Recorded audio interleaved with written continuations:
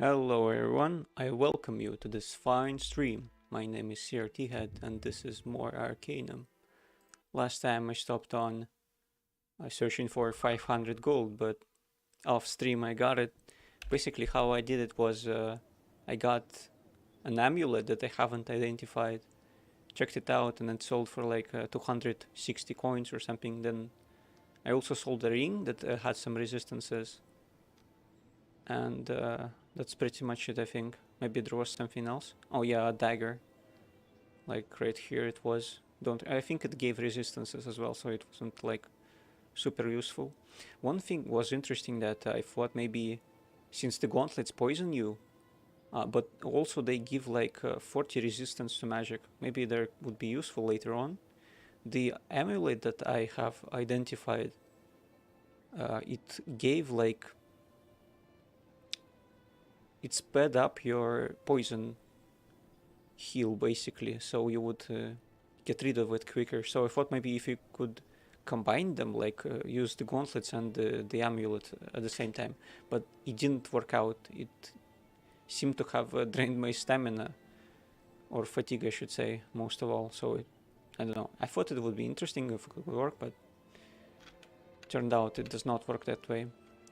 And so basically I have the money now to go to the library and find the book, see what's up about the Dark Elves, but it seems like there's something going on outside of this place, so I decided to save here, maybe start off the stream with that. So let's see what's going on. Greetings, citizen. What is going on here?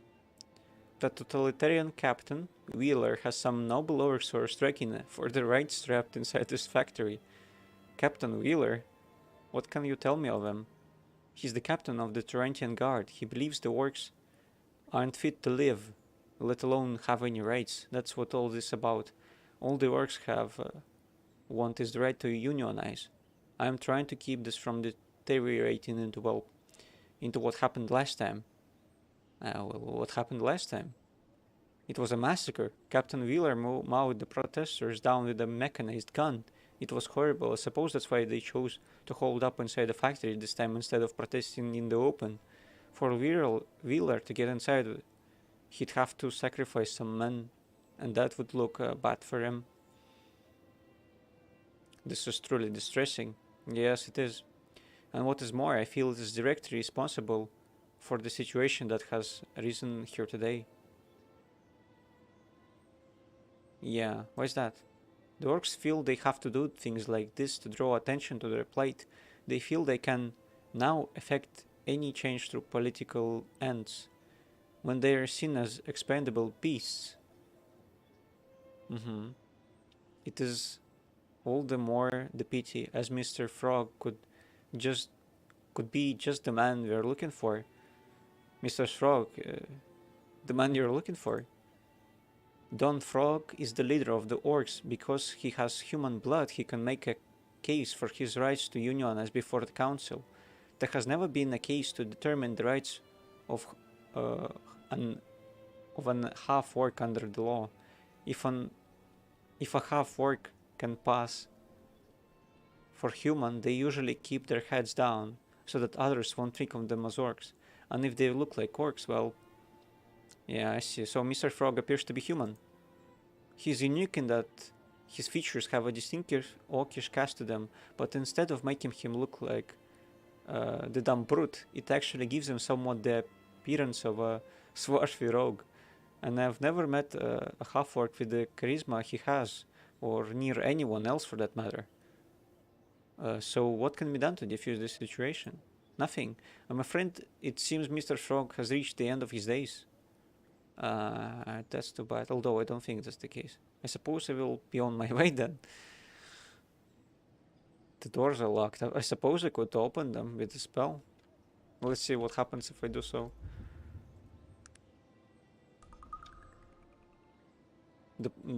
I have. It's possible that the orcs will get killed because of it. Oh my god. They killed me instead. Because that's against the law to open the doors. Don't you want to get inside? I have no time to talk. We have a problem on our hands. Labor agitators you understand. Labor agitators, what do they want? The orcs are striking for a union again. Won't they ever learn? But that's no excuse for a lack of manners now, is it? He offers his hand for you to shake. I'm Captain Wheeler of the Trench Guard. I'm Harful Elf. May I ask what you intend to do here? If I were certain it was possible to do so without the loss of any of my men, I would raid the factory and kill them all. Damn dorks.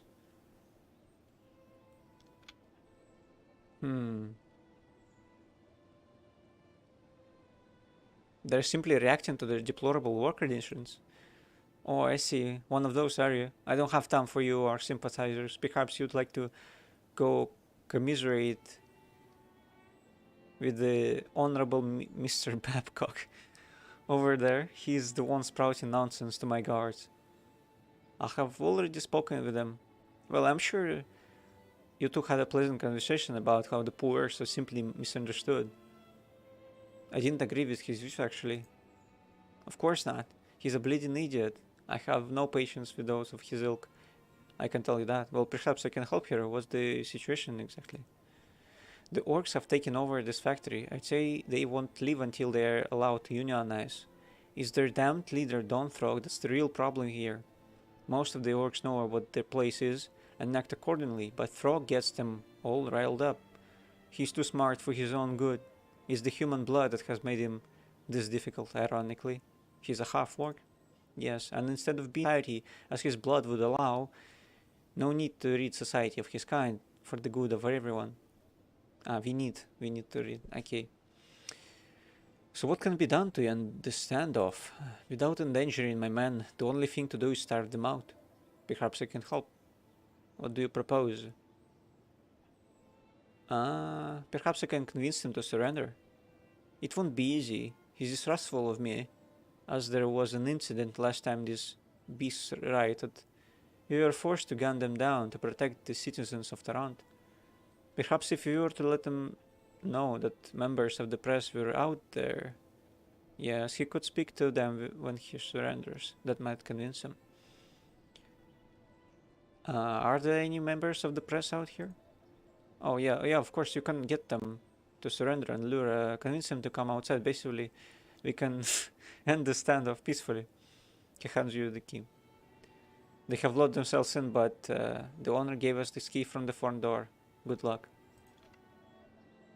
Maybe Mr. Babcock knows something what to do with the key.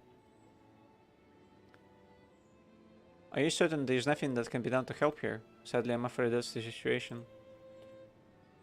Captain Will told me to come speak with you. And why did he tell you that? I was defending the rights of the orcs. He was not amused. I'm sure he wasn't. He believes the orcs aren't fit to live, they don't have any rights. That's what this is about. The orcs have the right to unionize. Yeah, we spoke about this.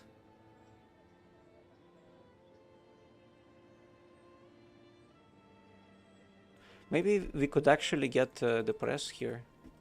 Like real press. And I think Captain Wheeler wouldn't be as keen on killing the orcs in that case. But it's only a guess. Now there was an editorial office somewhere around. Maybe they know what to do. I'm afraid I don't have the charisma to do much of anything. Or persuasion for that matter. That's the editorial office. Let's save. I says, do you need me? Greetings, might I ask your name?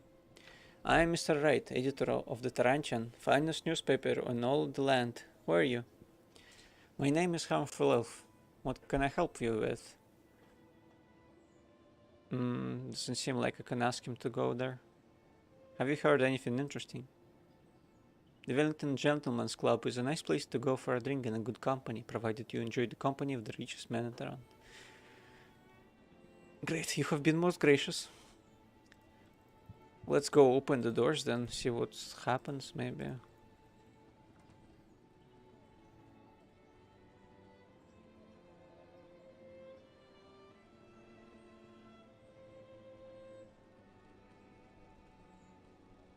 Was it this way? Yeah, I think it's like to the right.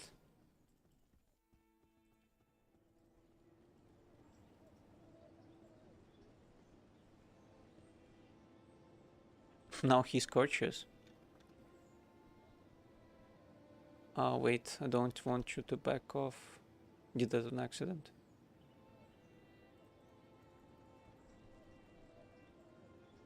Okay, I think it's fine. I was afraid maybe they won't follow me anymore. But it seems okay. Let's speak with the orcs. Who you? What you doing here? Wheeler sent you? Speak or I kill you. I'm here to speak with Mr. Shrog to help you. You try anything, you be dead. Okay.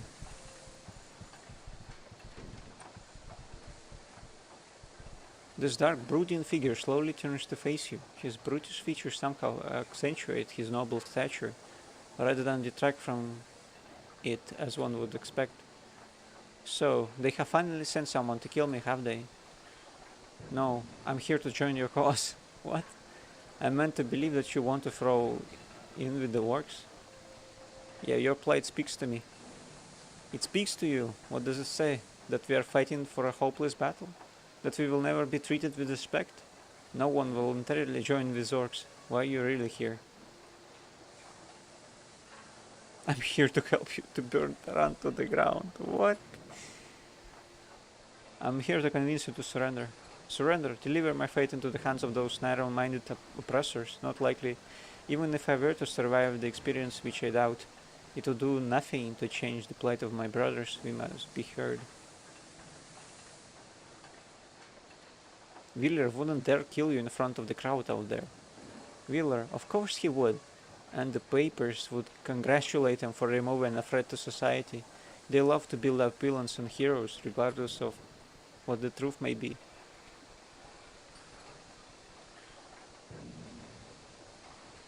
Make him out the foolish villain to the press then. That would not be a difficult task. He's a buffoon at best. This idea is beginning to intrigue me, that I will admit. The contrast of your views with Wheeler's would sway people. A broad smile appears on his face. I don't know if that's true. People's beliefs are hard to sway. Truth very rarely enters into it. No, what I'm interested in is making Wheeler look like a fool. If I could get people to question his abilities as captain of the guard, they would then begin to question his supporters on the council. Yeah, exactly. I believe you have convinced me, sir. I will do it. Let me go tell Wheeler you're coming out peacefully. This probably is not going to work.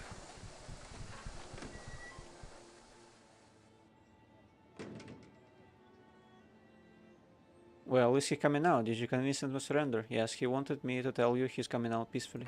Thanks. Me and my boys will take it from here. Yeah, as I expected.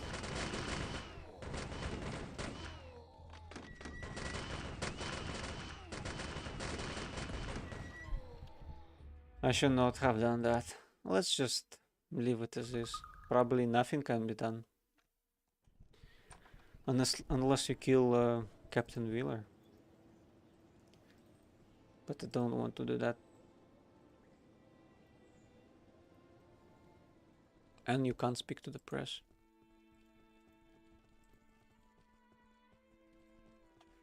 Maybe you could, but I haven't found the exact location I could ask people to go. What the hell? There are thieves around. On the university campus.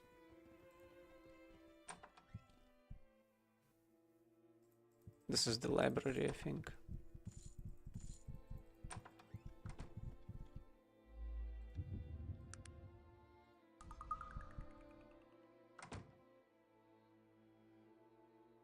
Welcome to the university bookstore. May I help you?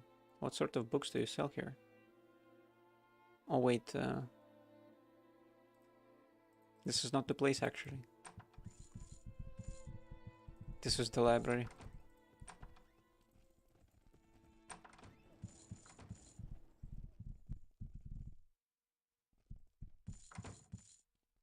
I'll speak to the librarian. It's a pleasure. I have the money for my membership, please. Thank you, and welcome. All of the books contained in the Great Library are free for you to peruse and borrow. I'll be off then. What's this? The Orcish question.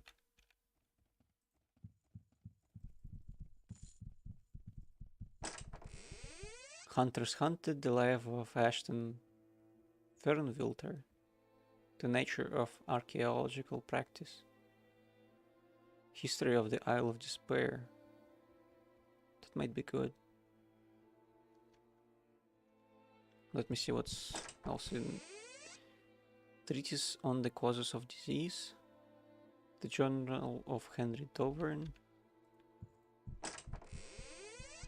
Quirin's poem, Dread Armor and its origins. Suit from the Gods. Wait, there's no...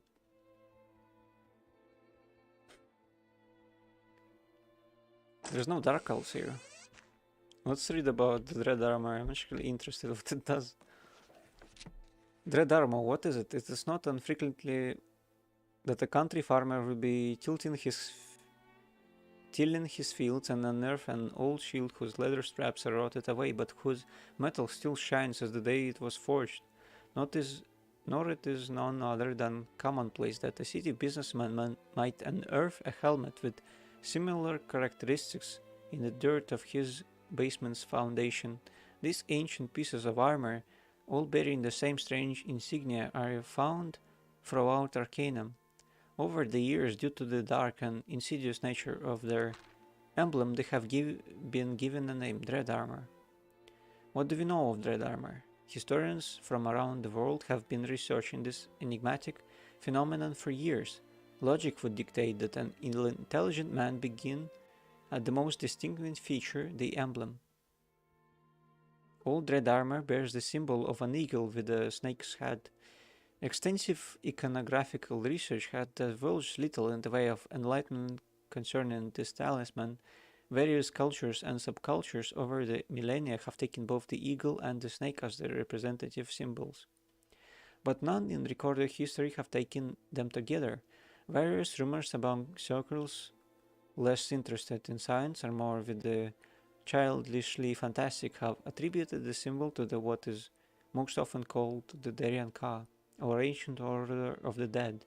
Such claims are little more than wild speculation, as such a group has never been proven to exist, much less to forge their own armors. Various experiments upon the metal itself have shown that it has enhanced magical properties. Experts in the field attribute the flows to dark necromancy, as well as minute traces of the force and elemental collages. The exact age of the armor is unknown, but modern techniques have placed it near the Age of Legends. Dread armor has been found in almost every part of Arcanum, from the upper reaches of the Stonewall Mountains to the Dark Fens.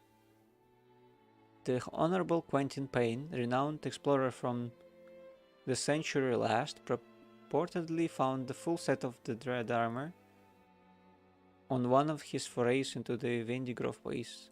Perhaps in the future history will be so kind to shed some light on this most peculiar mystery. Until that time, we can only guess at the reasons behind the mystery of the Dread armor. So it's like unknown.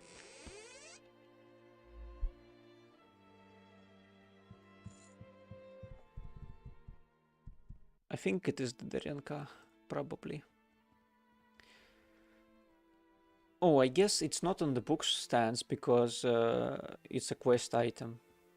So they could not let you get it before you have done the quest, I suppose. Horror among the Dark Elves, do you have it? Sounds spooky. Does the library have it? Do you know who the author would be? Renford Day Terwilliger. Wait here a moment, I'll go and look. Wait. I'm sorry, sir, but I was not able to find Sinang Horror among the Life. However, I did find another book that might be of interest to you. Thank you. Good day. Oh, he did not give it to me. Do I have it? Wait, what book would that be? The book is titled Curse of Senang. It appears to be a book about the one you're searching for. Sounds interesting. May I check it out? Yes, of course. She hands you the book. Thank you. Is there anything else I can assist you in locating? No, probably not. The Curse of Senang by Kendrick Wales.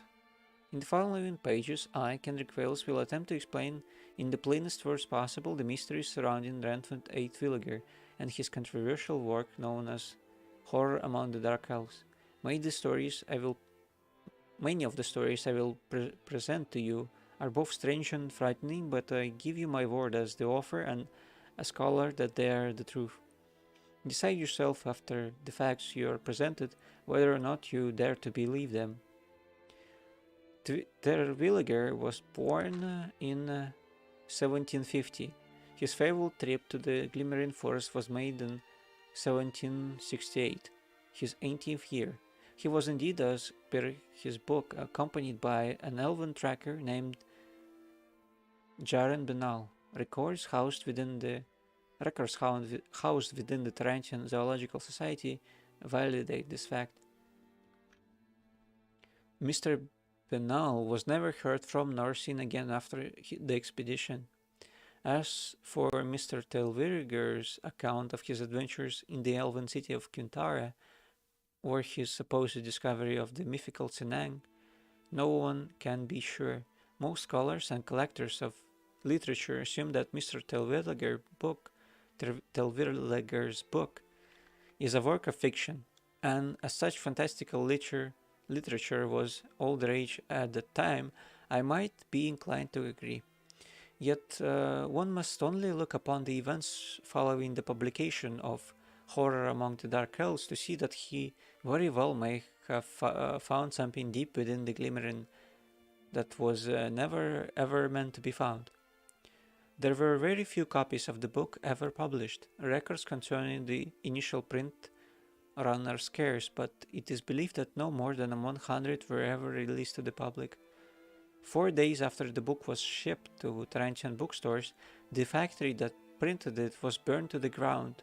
The owner, Mr. Jeremiah Gomes, was found in his home brutally murdered by an unknown assailant. The four bookstores that had purchased the volume for sale in Tarant suffered the same fate. Only 15 copies of the book were sold before the final store was destroyed. Those 15 copies became an immediate collector's item. Enormous sums of money were paid for the remaining volumes. After a few months, the books had fallen into various respected collections across Arcanum. Each and every one of the owners of the books began to complain of strange happenings once the book was in their possession. All of them told of frightening noises and visions, shadowy figures following them wherever they went, unexplained illness and untimely deaths. Many attributed this to paranoia, a tried brand of sensationalism to create an even greater demand for the book. Unfortunately, their fears were all too justified. All of them were dead within 5 years of the initial publication. Their volumes either stolen, burnt, or disfigured beyond recognition. Indeed, they had suffered what came to be known as the Curse of Senang. I see. Mr. Telvillager, strangely enough, lived a relatively long life, cursed in his own way to witness the evil fruits of his labors. He saw himself as the cause of these horrors and wrote extensively of it within his memoirs. The following is an excerpt from them only days before he died in his sleep. I will never forgive myself for what I have unleashed upon the world. Had I the courage, I would travel again to the Glimmering and unleash holy vengeance upon those evil creatures that have plagued our fair land and its peoples. Alas, I no longer have the strength nor the power, and now there is only my own end that I pray for every day.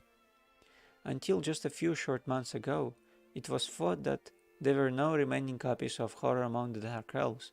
After an extensive investigation, I have found that this is not at all the case. The last long copy of the book, owned by the famed book collector Mr. Philip Minsk, was thought to have perished with its owner in a fire almost 50 years ago. Now, with the new evidence presented by a reliable source, I have discovered that Mr. Minsk's son, Victor Minsk of Caledon, still has the copy in his possession and is hiding it for fear that the curse will again visit his family. I pray that the evil let loose in the Glimmering has finally been put to rest, and I pray Mr. Minsk and his family avoid the fate that has befallen every other soul who has challenged the curse of Sinai. I see now. So it seems that we have to travel to Caledon.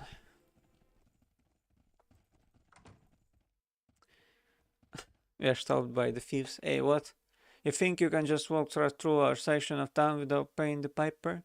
Cough up 25 coins, you pointy-eared dodger. Perhaps I will simply leave instead. No, that's not the way this works at all. You see? You give us money or we cut your throat. Simple, eh? I'll rather just give him the money. He said mighty obligated, sir.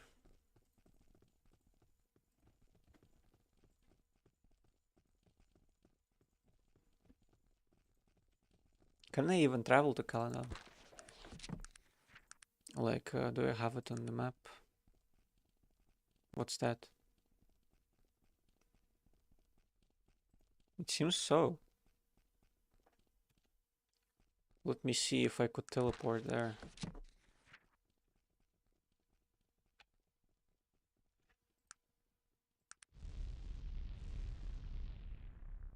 Yeah, I could. I thought Caledon was like somewhere around here. But it's not. Okay, maybe I should have saved first. Let's do that.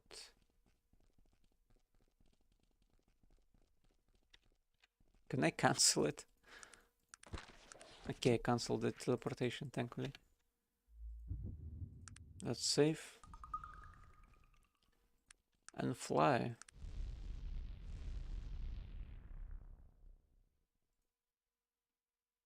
It says it's thriving feudal kingdom. I thought it was in ruins, to be honest. What's going on? Are we fighting someone? All of a sudden.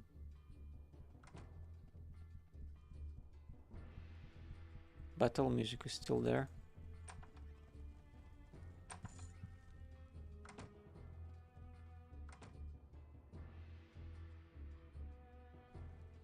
I'm not sure.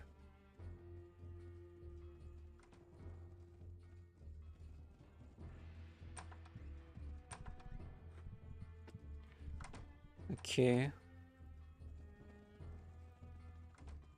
Is that magic or... It's an electric light. What the hell? I thought Caledon wasn't as advanced. Like they wouldn't even dare. Because it's not the way. But it seems like they have started to use mechanical oddities as well. What would you like to see? Greetings, good sir. What can I help you with? What can you tell me about Caledon? Too far away for my tastes. The sea is not for me. Kindness is appreciated. It's an interesting place. Can I just wait till morning?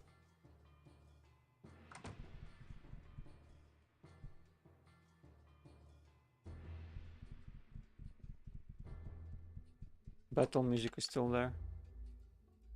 Let's save and load, see what happens. Actually, let me make that new save. Just in case that something breaks.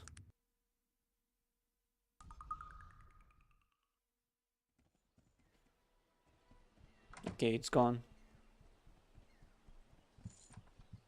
Let's speak to someone on the street. There's a newspaper. Must be something important. Why the church murderer strikes? Police baffled as ask citizens for help. Chief Inspector Henderson told the reporters earlier today, we will use whatever means necessary to catch the heinous killer.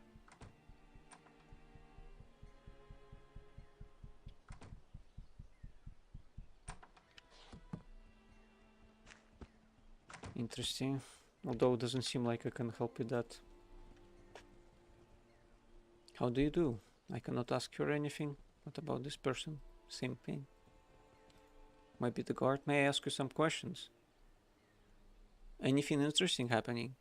Have you heard about the new castle defenses? I hear the king is keeping Daniel McPherson very busy ensuring everything is in top shape. Have my gratitude. Can you direct me to the home of Victor Minsk? Minsk. I want to say Minsk, but it's Minsk. I believe it is over on Grey Wolf Terrace, near a Rosemary shop. I see, thank you. Grey Wolf Terrace. Oh, this is the street I'm looking for.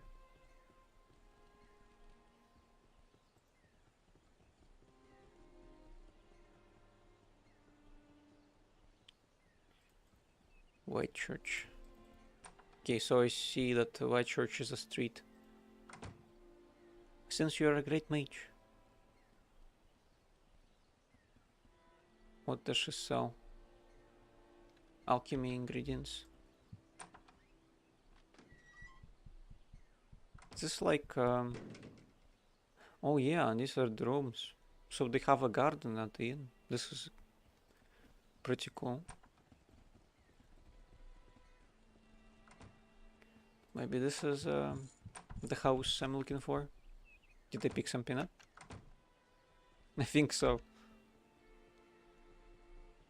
Wesley Carrington. I picked up his passport. Okay.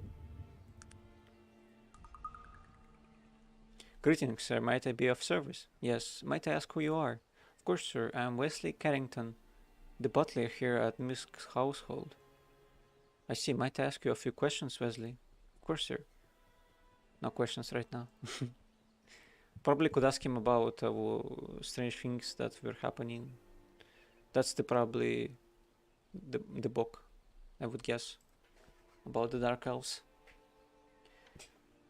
How do you do? A pleasure, madam. Might I ask who you are? The youngest woman before you is dressed in dark blue gown with a small hat and veil. She is strikingly beautiful. Her hair is a deep shade of amber. Her eyes blue, but a little swollen and red. You surmise she has been crying. I'm Lillian Misk, wife of the late Victor Misk. The late Mr. Misk? He's dead? Yes. He just recently passed. We put him in the ground not 4 days ago. Oh, I see. So the killer must have killed them. And he's the White Church murderer? Probably, I would assume. I'm very sorry for your loss, madam. Have you a moment? Certainly. Could I ask a few questions about Victor? What would you like to know about him? What happened to him? He drowned. Tears up well in her eyes. They found him by the docks, washed up onto the shore. We hadn't seen him for days, but he had been that way for the past few months. What do you mean that way? Victor became unbalanced in the last few months of his life. He began having delusions, frequent anxiety attacks, ever since they released that cursed book. Do you mean The Curse of Senang by Kendrick Wales? Yes, once the book was released here in Caledon, he became convinced he was going to be the next victim of the so-called curse. I tried to comfort him, but I tried to comfort him, to tell him it was all an offer's conjecture, but he just wouldn't listen. He would say they got my old dad. Now they're coming for me. We buried him a month later. Where was the funeral? At the Caledon Cemetery. It's northwest of here, near the Panari Temple. Was there anyone strange at the funeral? Not that I remember. There were a few of our friends, the servants, and some family. A few more questions about the book. What do you would like to know about the book? Do you still have a copy of it? No. Up until the last 2 weeks, Victor carried it on his person all the time. Then one day he came home and told us he had hidden it somewhere, that only he and his old dad would know. We all thought it very strange, but by then there wasn't much about Victor that wasn't.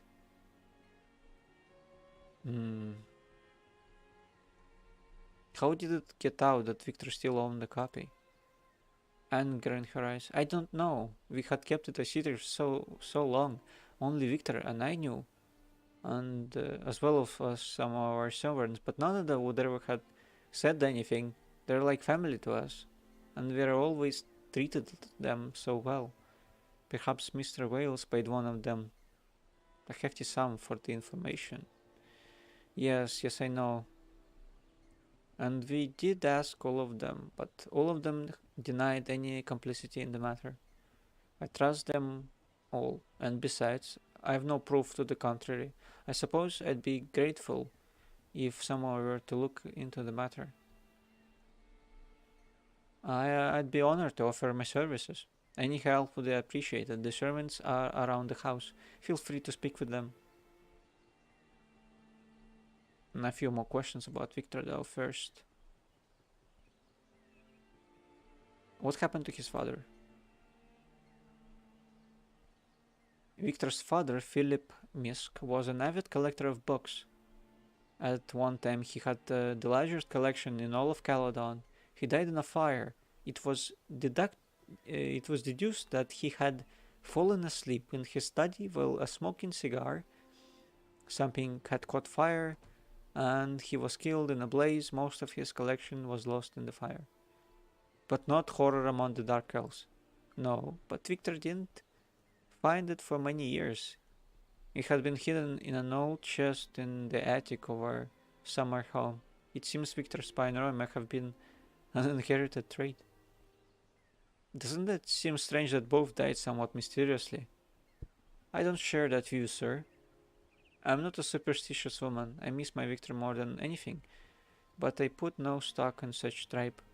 Both Victor and his father were victims of chance and circumstance, and I'll hear no more talk of it. That's just most unfortunate, I must say. Hello, sir. How might I help you? Yes, might I ask who you are? Yes, Brenda. I am Brenda, the maid. She seems to struggle with her words. She has a thick, orcish accent. Might I ask you a few questions, Brenda? Certainly, sir. I have some questions about the Curse of Senang. She seems very nervous. Oh, why would you ask about that bad book? That book could drive Mr. Misk to his death. I don't want to talk about it. I'm investigating the matter of Mr. Misk. Ah, what do you want to know, sir? Do you know how Mr. Wales found out that Mr. Misk had the book? No, She looks around frightened. I know nothing about that. I love Mr. and Mrs. Misk. I never do anything to hurt them. She seems less than able to find the words. You seem awfully defensive about it, Brenda. She looks back and forth, stammering. No, I already talked to police. Never heard, ever. Leave me alone. No one to talk about it anymore. I'm sure we'll be seen on another again. Brenda, good day. Brenda. It says Brenda. I don't want to talk, sir. Okay. What about this guy? Hello, Wesley. Have you a moment? Of course, sir. Have some questions about the book of Mr. Wales. His eyes widened slightly. You mean the Curse of Sinang? That rubbish? I'm surprised you'd have the audacity to mention the name of it in our house, sir, especially knowing what it did to Mr. Misk. Forgive me, but I'm looking into the matter of Mr. Misk. He narrows his eyes at you. Are you insinuating that I might have something to do with that, sir? I didn't say that, Wesley. Perhaps you might be able to help me. He looks really good. I've been a loyal servant to the Misks for many years. I'd hate to think that Mr. Misk didn't trust me any longer. Mrs. Misk didn't trust me any longer. Is there anything you know that might help me? He looks around, lowering his voice. I'm not the one to talk bad about people, but if you're looking for a place to begin your search, I'd go no further than Brenda the maid. She may not look it, but she's a half-orc. You never know. An interesting theory, Wesley. Is there anything you can tell me? No. It just infuriates me that someone would betray Mr. Misk. I hope you find out who is the responsible party. I'll do my best, Wesley. Good day to you. Let's look for a grave. Excuse me, I'll just be a moment. Oh. Virgil is from Caledon. Or something. Oh, I'm sorry, I had something to do here. I'm ready to go when you are. Virgil, what are you doing here?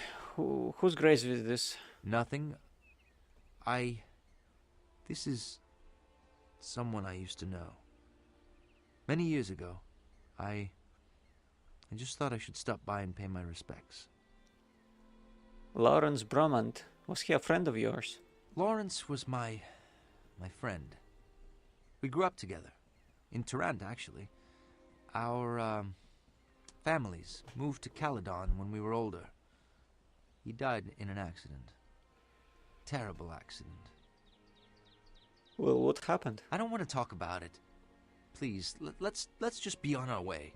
Oh, fine, let's go. I'm sorry, well, forget it. Why don't you just tell me, Virgil? Perhaps another time. Yeah, I figured.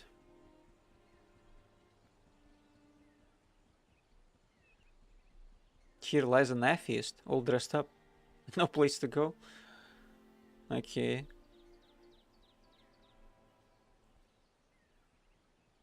This spot is the sweetest I've seen in my life, for it raises my flowers and covers my wife.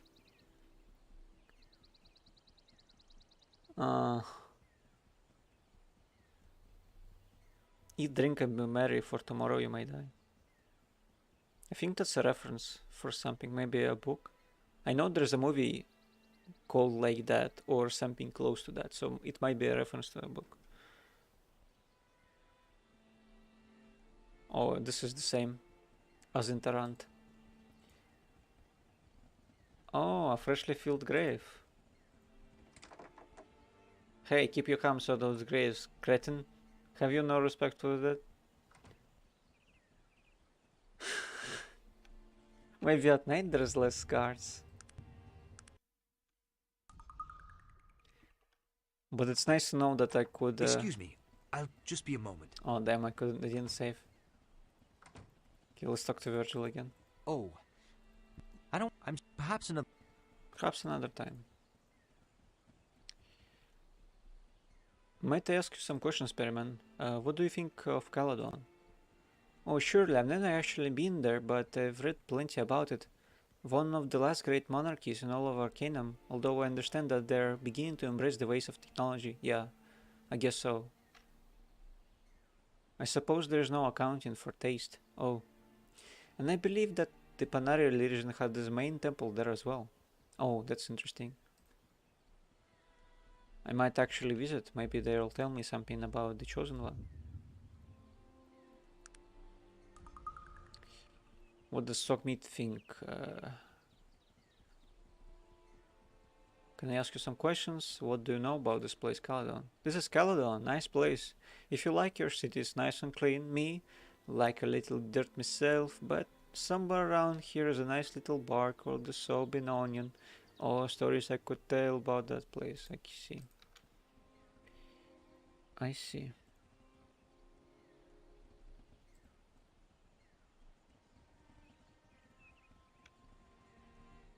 Let's save and wait till night.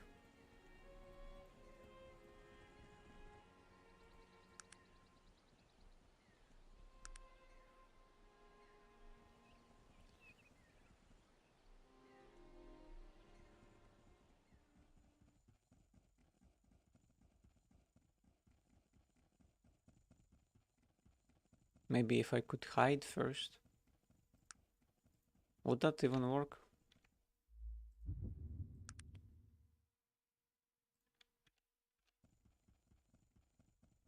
Just going around and wouldn't let me get into it. Who is that? Elite bow guard. It might be even that at night there's more guards.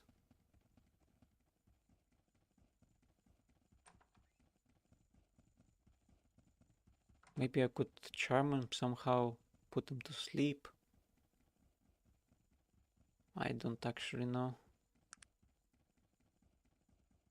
Well, that's not gonna work.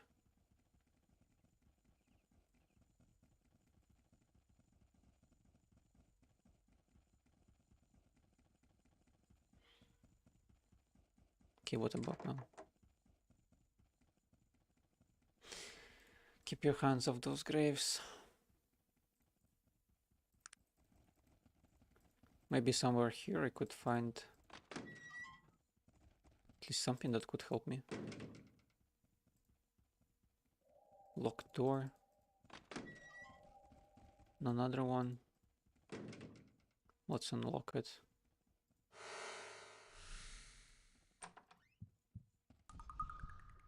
The barrels are locked as well. Alright, I guess.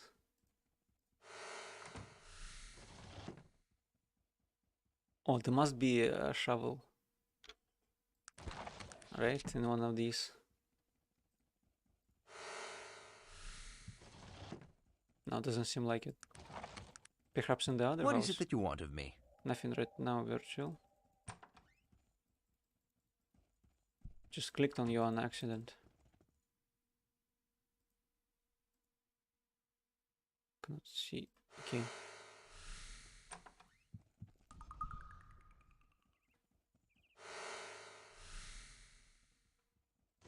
What's... Yeah, there is a shovel. That's awesome.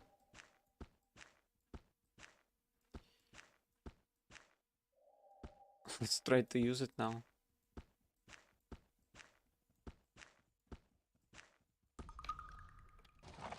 How would it even work? He's still there as well.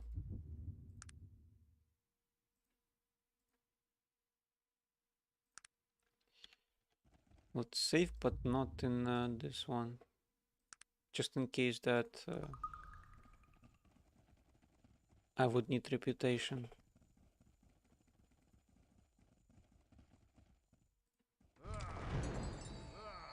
Successfully dig, but they're now fighting. I've been seriously hurt, sir.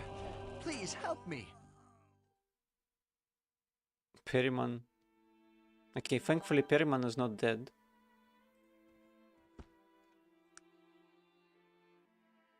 Caledon Elite Guard Chainmail. Wow.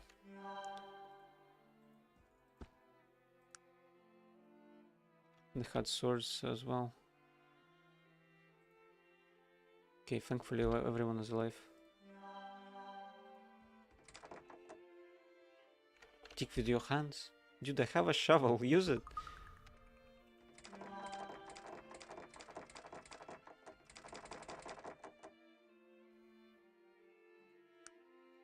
What do I need to do then? Can I equip it? What do I do with it? Do I put it on the... Damn it. Okay, I can put it on the hotbar and then use it. The binding of this book is most obviously a fake. Oh, that's cool. So I found the book I'm looking for, I guess. Probably. I thought maybe I would need to talk to the ghost of Perryman.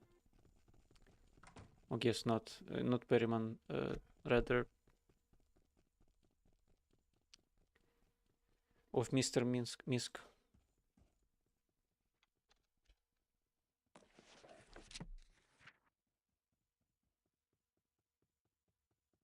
Purchased at the Roseboro gift shop. How Nasruddin defeated the nefarious Aranox and other stories. That's not the book I'm looking for.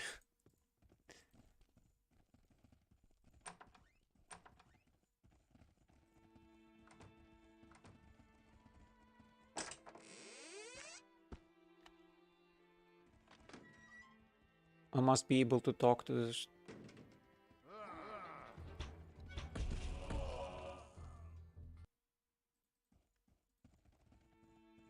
God damn it. What if I put it on the ground? Can I conjure spirit from that? Oh my god, Sock picked it up.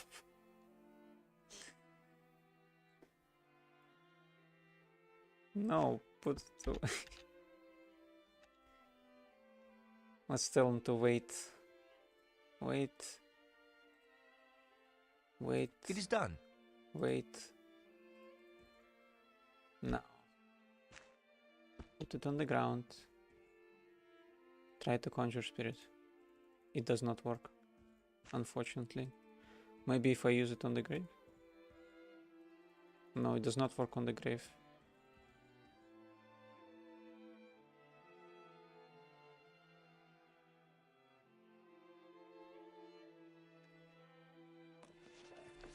Roseboro gift shop.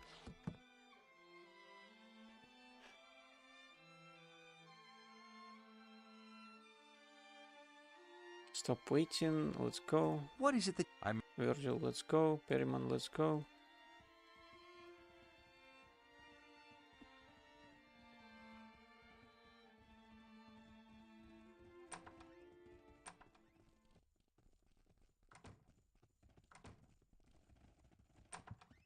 Rosemary therapeutic tinctures.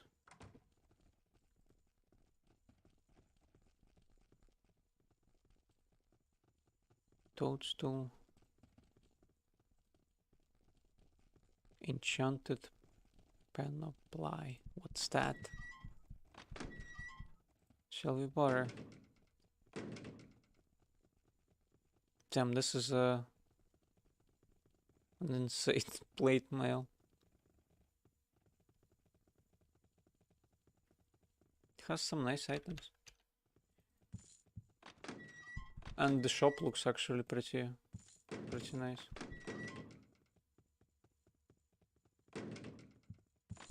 There's another trader here as well.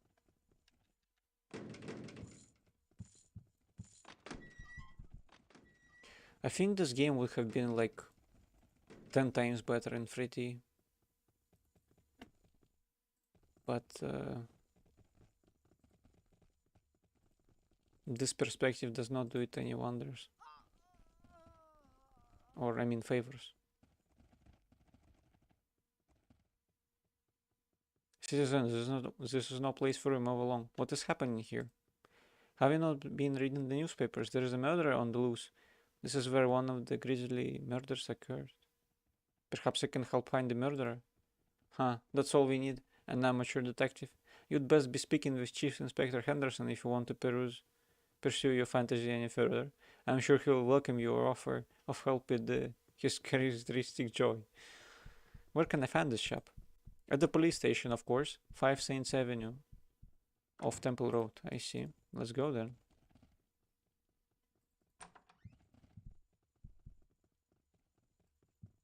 Some guards in this house.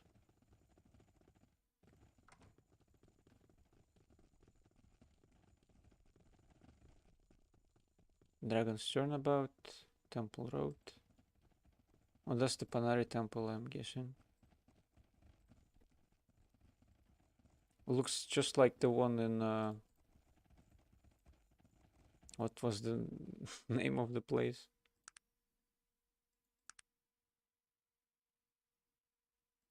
I could not look it even if I wanted to check it out. Wait, it's there. Small mining town.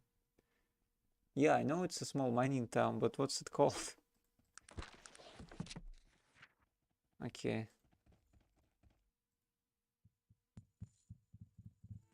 Let's see what's up at the temple.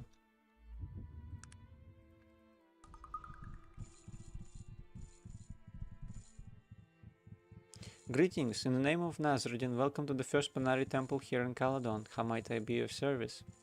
Hello, and who might you be? I'm an acolyte in the Panari church, studying to become an elder one day. Right now I'm here watching over the temple, while the first acolyte, Alexander, is away. Where is the first acolyte? It's not for someone as lowly as I to know where the first acolyte spent his time. I am not to question, only to serve the church in the best way that I can. I'm sure he'll be back soon. Alexander never leaves us alone for long. You can see the admiration in the boy's eyes. I see. Can you tell me about the temple? I'm afraid I'm the wrong person to ask. Feel free to look around, but I'd recommend returning later when Alexander is here. He'll be glad to answer any questions you might have. May the spirit of Nazruddin be with you. I see. Let's save. What are these? Is this locked? Door is locked. This one is, yeah, locked as well. This thick tome looks ancient. The pages are of worn parchment, with gold-leafed illustrations and illuminated letters. The cover says Arcanum.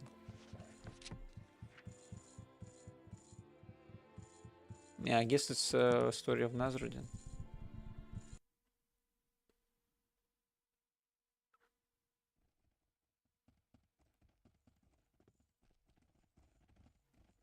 Not sure where else could I go. I know how to find out.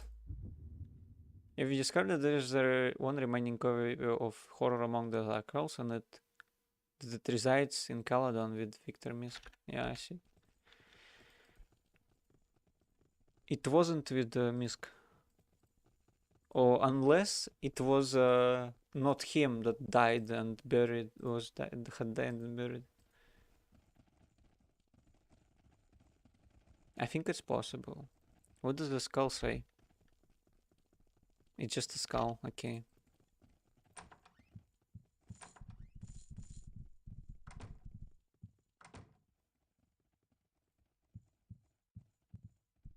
Where is Mrs. Misk?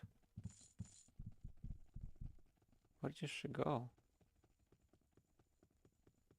The plaque reads the Book of Durin Truths. Warning, tampering with display case may prove fatal. I see.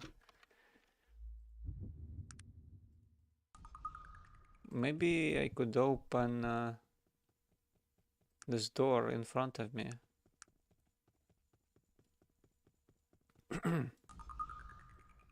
Let's try it.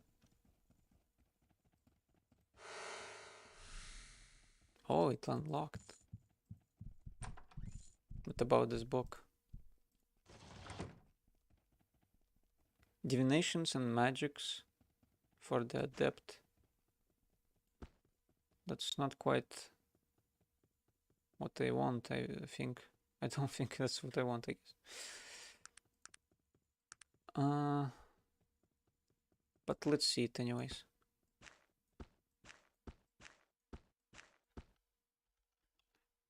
Maybe it's fake. A fake cover. Divinations and magic for the adept wizard. Okay. So, what are the magics and divinations?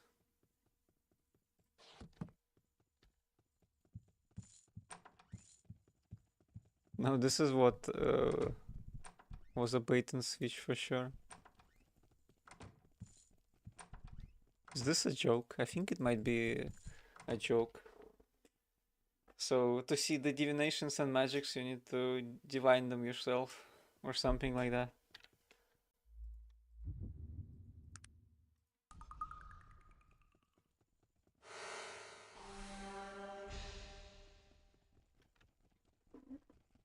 Oh, Wesley, the butler, is like standing right there. And she is sleeping. And he didn't mind me opening the door. Okay, I guess.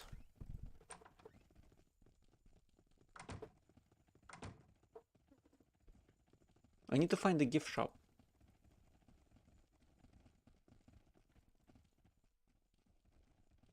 Mushroom and...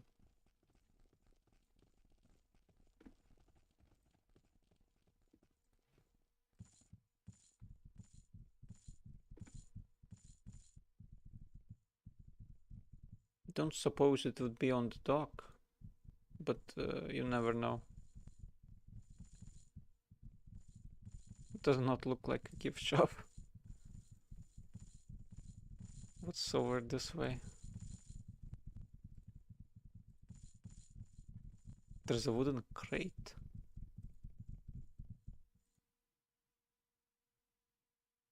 What do you want? I'm looking for a man named Bullers. Well, you found him, mate. What do you want into with old Bullers? I've been sent from Hendrik Jenks. He hisses. Shut your mouth, boy. Don't be saying that name out loud. Oh. That's for assassination. I did not want to do this, but I'm gonna reload, but I want to see what he has to say. You're gonna get in this crate here and shut your bleeding blowhole. This here crate is bound to the place Palace warehouse. When you get there, find the kitchens and a man named Vernon. He'll tell you what to be done next. Not yet. Not yet.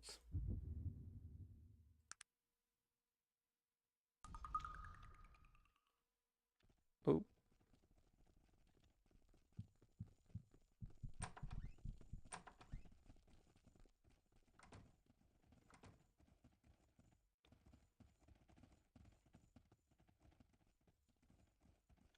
Let's look around for the gift shop. Police station would be nice as well. Then all we have to do is just walk in, talk to the dead, and be done with it. Probably. Maybe it's not that easy. Lidgar, what's this place? Citizens, there's no place for you. Move along. What is happening here? Murderer on the loose. This is where one of his grisly murders occurred. Oh, I see. What's this place? Let's talk to him.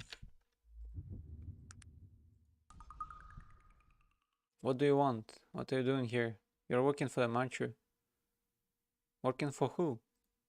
He says nothing for a moment, his eyes darting from side to side, perhaps looking for the best escape route. You know who? The day has finally come, is it that? Is that it? Arthur Tyrion has become too dangerous than to be allowed to stay alive. What are you speaking of? I'm a bit of at a bit of a loss here. You really don't know, do you? You're not one of them. What are you doing here? I'm simply traveling around looking for adventure. Well, you find none here. I like to keep to myself. Good day. Okay.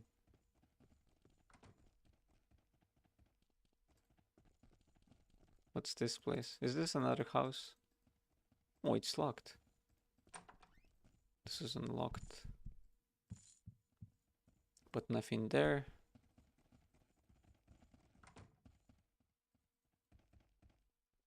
This is locked.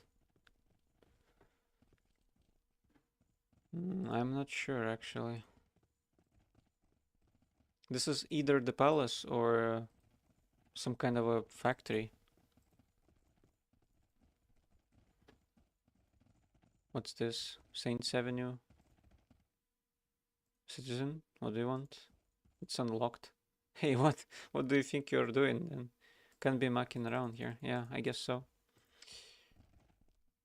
What's this? This does not look like the gift shop. Okay, I suppose I could talk to him as well. How may we at the Caledonian Telegraph Office help you today? Would you care to send a telegram, perhaps? No, not today. But it's nice that Caledon has a telegraph. High security prison. Caledon Zoo. I guess it would be a bad idea to visit at night.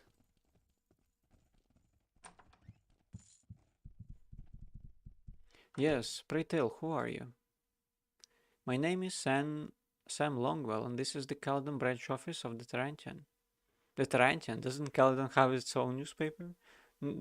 Doesn't need one. Anything of importance that happens here is covered in the Tarantian, and the Tarantian name sells paper worldwide. Well, if I turn up any news, I'll be sure to bring that here.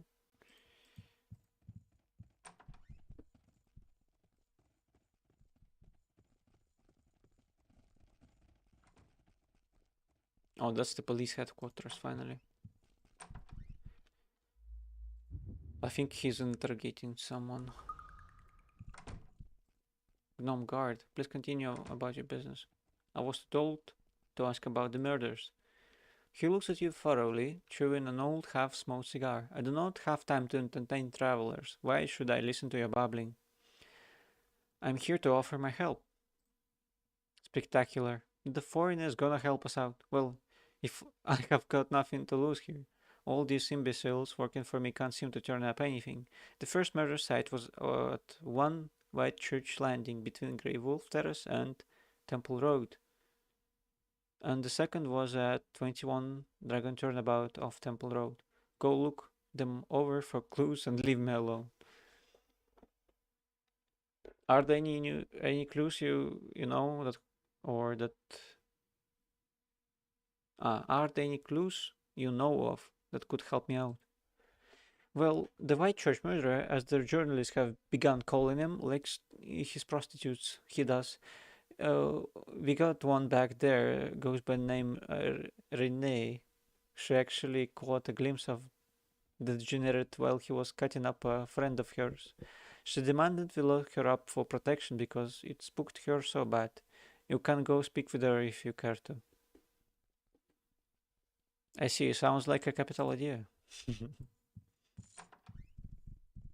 Let's talk to her.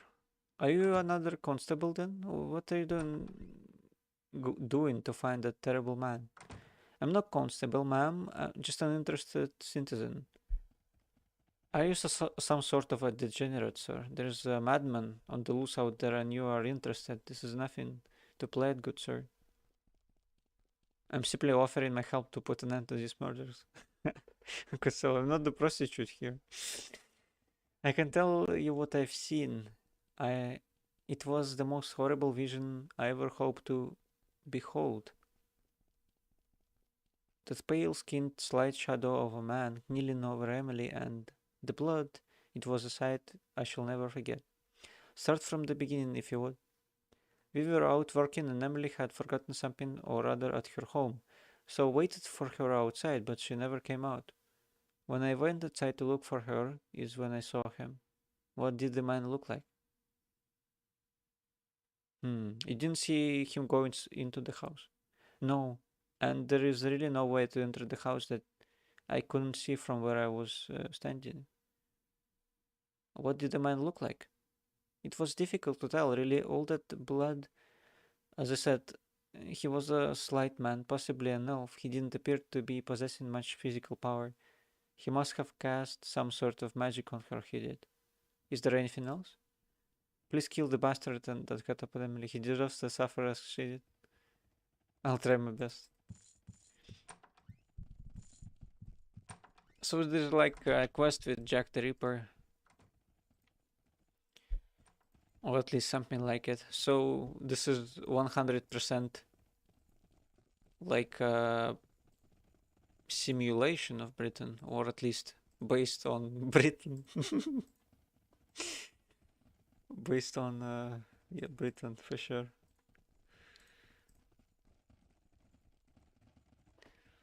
It's kind of funny.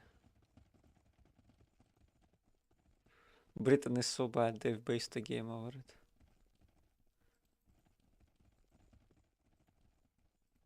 Still want to find that gift shop.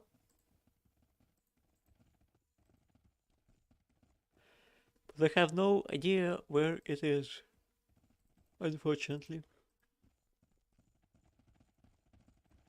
Maybe I could check the map. Does it say? Does it say anything on the map? Oh, that's where Gypsy is. Good to know, I guess. Cannot look what this is about. I suppose it could be.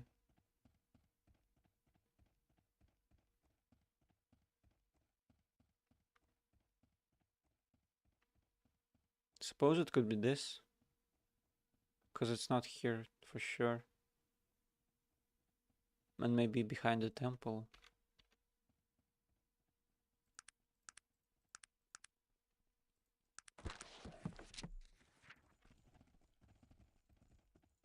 Is this a sleeping guard? It seems so.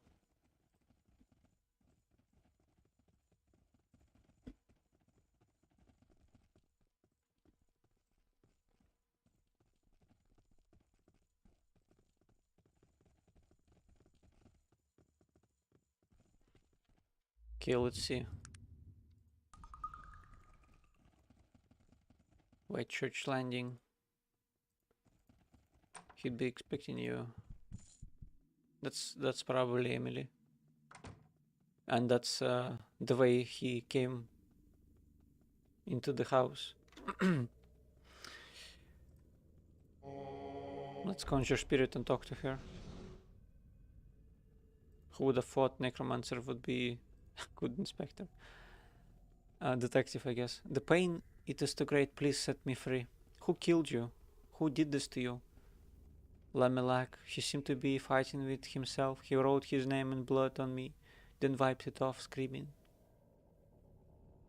Lamelak, who's that? I thought he was a gentle elf, but once we started, he turned into a hideous demon. That is all I know. I died quickly, though painfully. Please let me go now. Are you sure there's nothing else? Why did he kill you? He was evil, a demon. Please, I have nothing else. I release you. I will not hurt you. Yeah, probably not. But she does not go. She's still like in the spirit form. New extensions do not seem to have any effect on what looks to be a trapdoor of some sort. It's much too heavy for you to move. Unfortunate.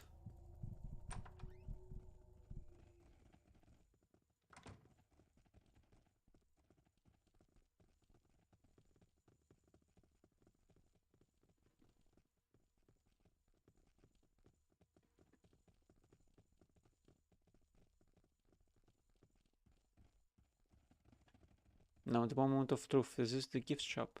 No, it's well, I guess the museum could be a gift shop potentially. But probably not. There's a locked safe. Let's open it.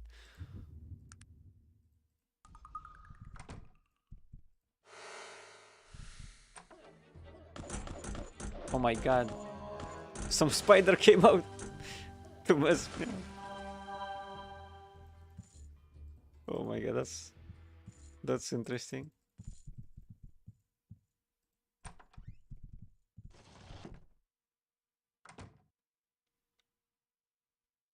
Necklace of Queen Knasea.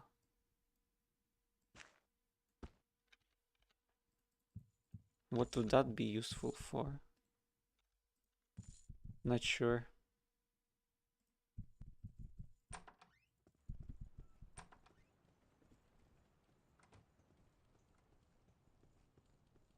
Maybe the gift shop is not in Caledon. Let's check this place out. There's another trapdoor. Let's let's speak to the spirit. Please forgive me, I cannot say anything. I guess they have the same spirit on both of them. So I would have the same conversation. That's why I couldn't talk to the second one.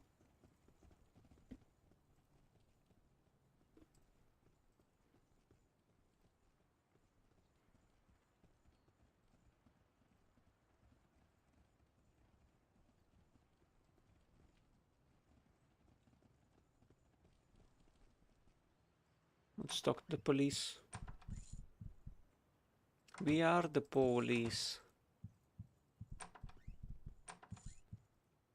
Yes, what? I have new information to discuss with you. What is it? I found a trapdoor in one of the homes, but was unable to use it. Those are remnants from an old city sewers. No sentient being in all of Arcanum is strong enough to lift them.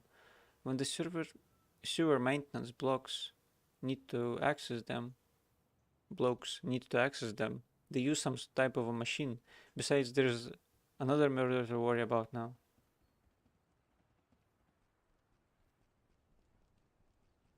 Could it be... The man René described was sleight of build, though. What's your point? It would not have mattered if he was the strongest ogre in our Arcanum. It would take several to lift one as those old towers without machinery. It seems strange, is all. Well, where did this new murder occur? It's 23 Kingsway, the Mushroom Inn. One of the rooms? Oh. Have new information. I saw the name Lamelach written in green blood of all things. Blasted, that sounds like a demon name. He holds his head in his hands. I had demons. Did I ever tell you about that Amlech demon that ran amok around here? I had go slogging through some gods for Caking Swamp to find those ridiculous looking daggers to kill the thing. Why can't you buy a good ceremonial dagger at the corner store?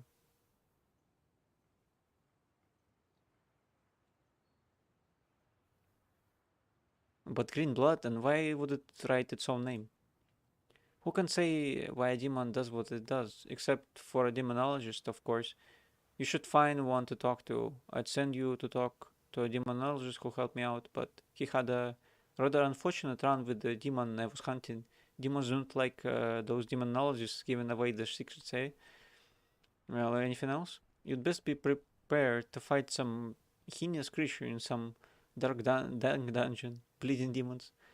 When I go get the case where I have to go to some nice tropical island to solve it. I'm too old for this, balderdash. And hurry it up. If the king's advisors get wind of the murderer being a demon, they'll try to call in Pain. Who's Pain?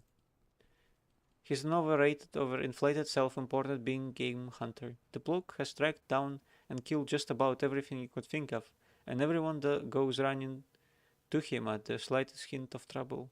I do not need his arrogance mucking about with my investigation. I am capable of getting this handled myself. Thank you very much. Well, I'll be on my way then.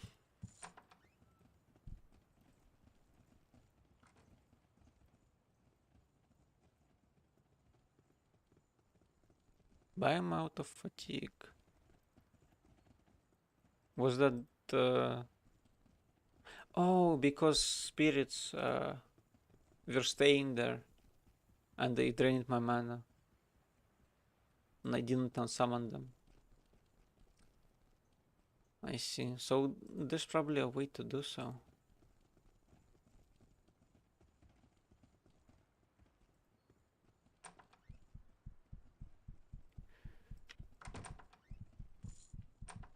Let's see, which room is it? Room 1? No, it's not the right room. about room 2?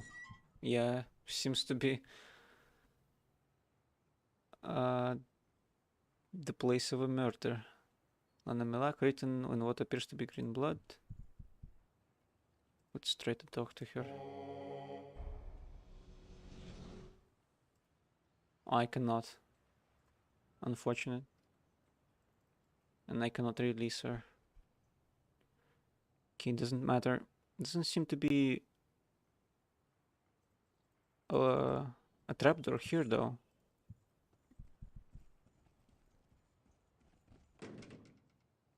I'm pretty sure I have to go down those trapdoors. Let's talk to the chief detective again.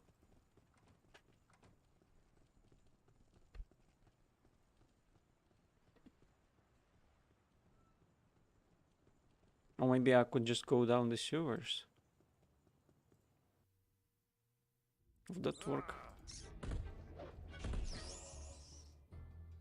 There's dead bodies in there.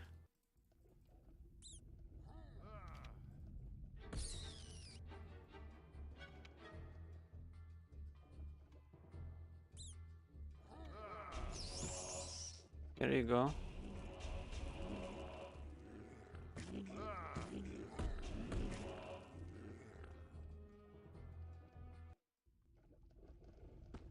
It's a bandit though. Oh, he had some boots. Magical ones. Let's give them to Perryman maybe. Okay, seeing how he doesn't have any boots. World-renowned adventurer who doesn't have any boots. I think they're cursed as well. So I should take them off of him before he dies.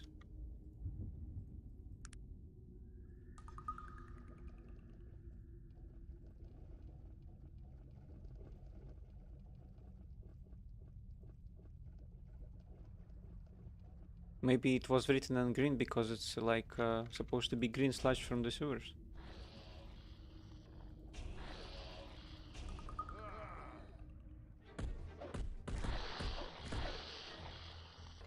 Let's drink some mana. And look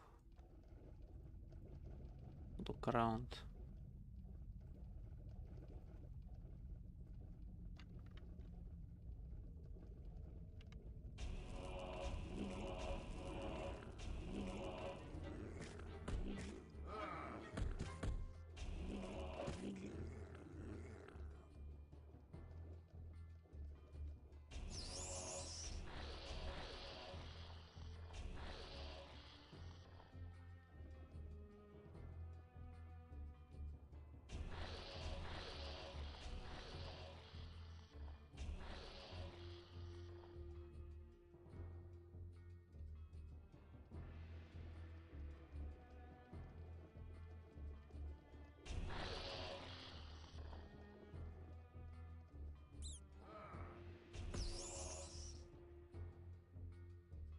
This seems to be an awfully long sewer for a city that doesn't have anything in this part of town.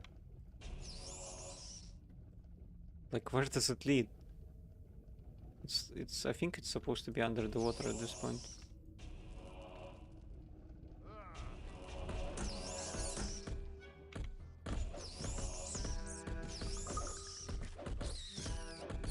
Okay, everyone is fine though. At least.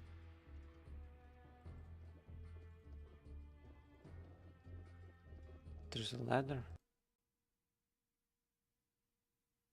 Oh, it leads into the warehouse. So it's like under this bridge and leading to this warehouse. I see.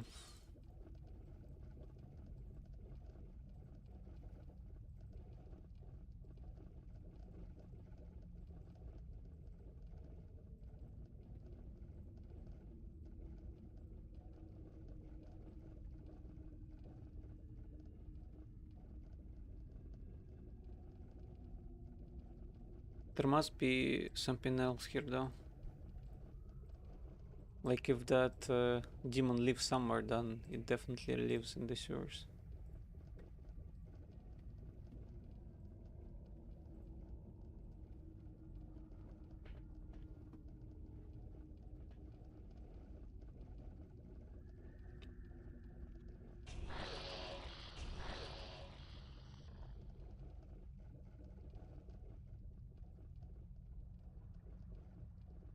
Oh, what's that?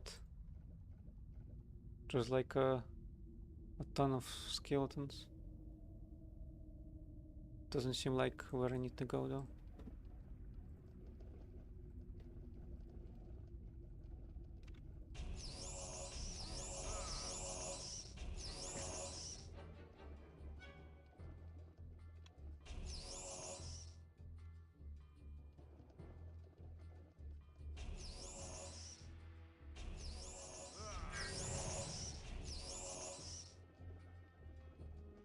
Another ladder. Okay, this just leads to the street.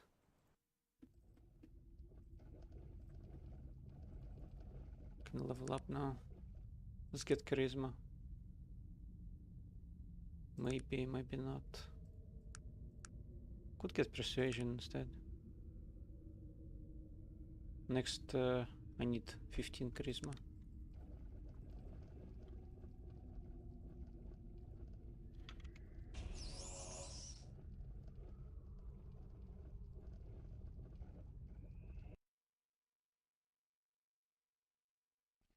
Okay, there's like a sewer gate in front of the temple.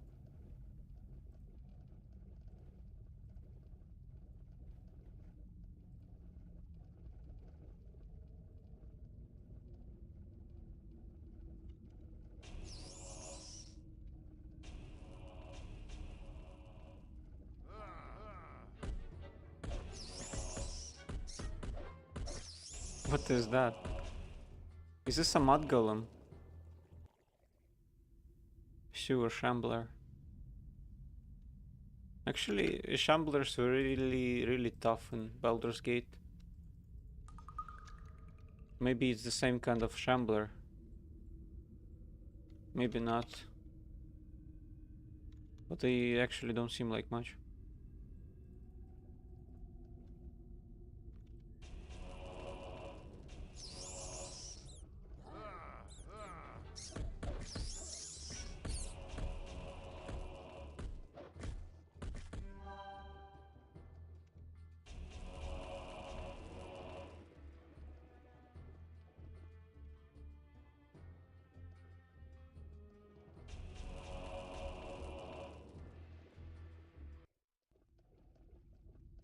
It doesn't seem like there's anything interesting this way.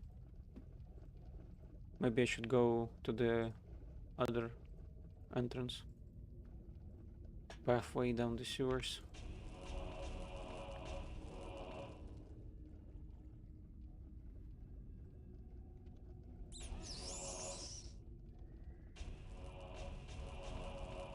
This is a big shambler though. He does not, they do not seem to be resistant to harm, so that's good. As opposed to other golems.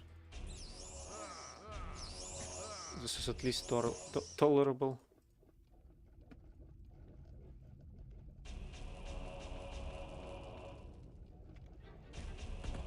There you go.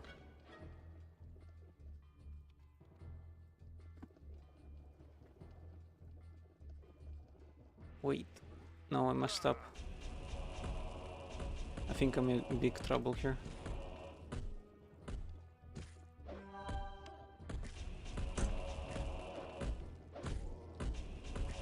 Okay, I pulled through. Somehow. What's this? Migraine cure. Okay, why in the sewers though? In the trap. With nothing useful inside. The shamblers have some migraines, I guess. Oh, wait. This is scary.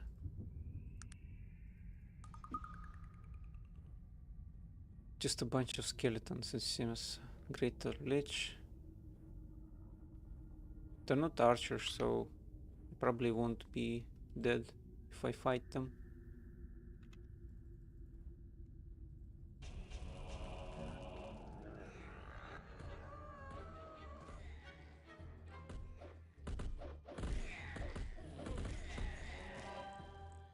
Yeah, that went well. I think it's just like a series of dungeons, and that's it. Wow, that's a nice looking sword. And a bunch of... Oh, that's a lot of gold. Damn, that's pretty good.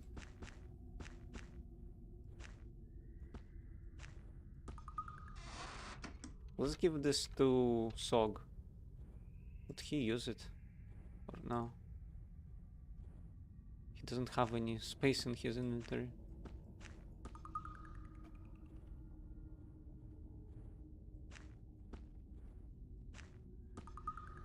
Yeah, he likes the sword. There's someone there. Vincent. Who's Vincent? What is he doing in the sewers?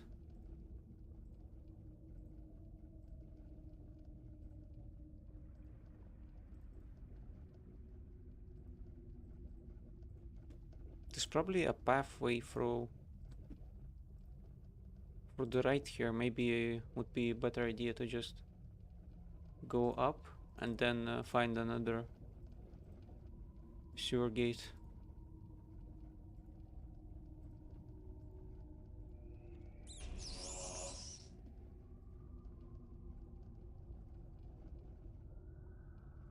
Okay, what's this?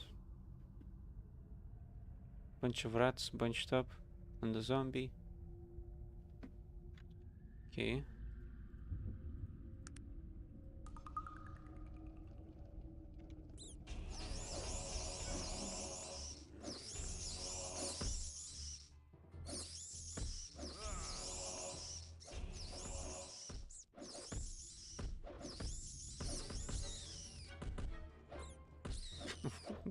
Why are you beating on those rats? They don't even move. Okay. This was kind of cruel.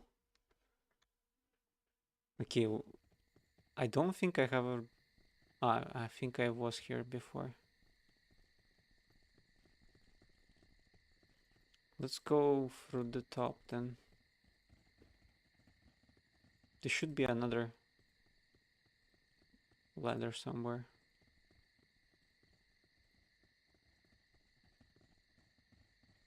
Oh, maybe it leads to this place. I think that's possible.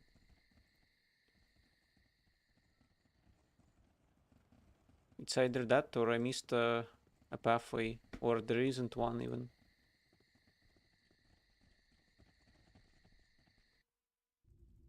Let's see on the map.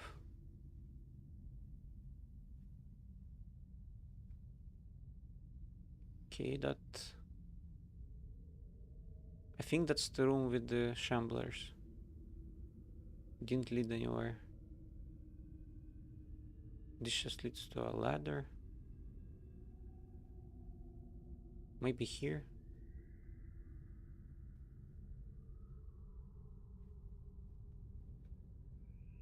Other than that, I'm not sure. Or this way. Although that could be quite a detour if I had to go through here to somewhere here.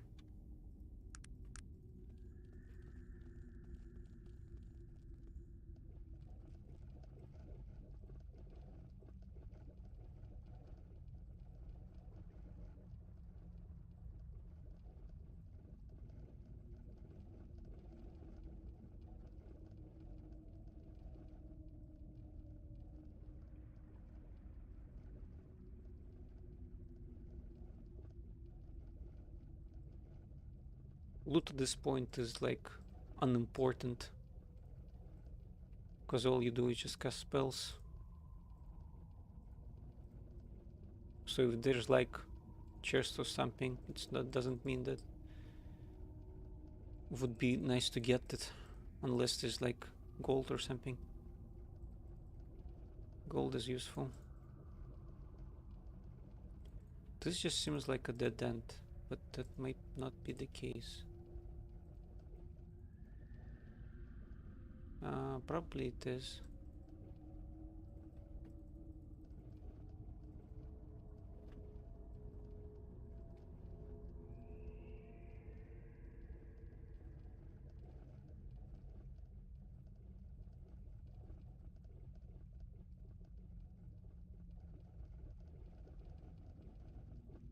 Okay, I'm thinking I'm kinda lost.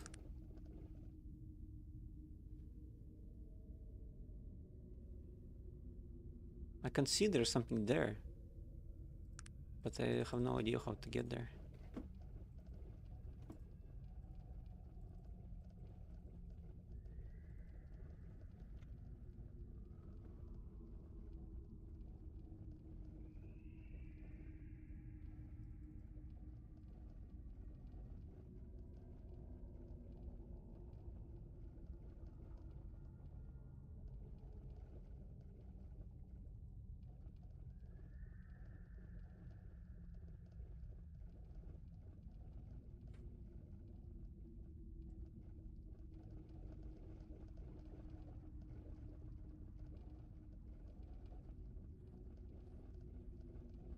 There's like a ladder down.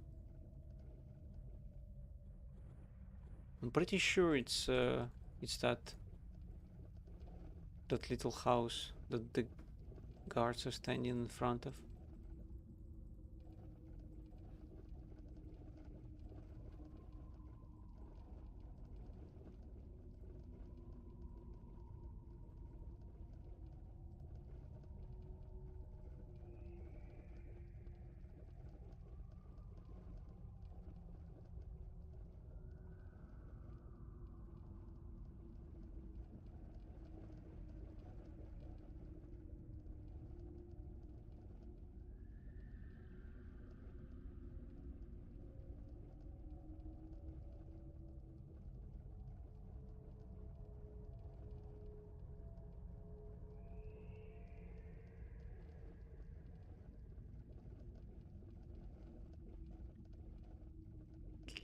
I think I just need to get away from here.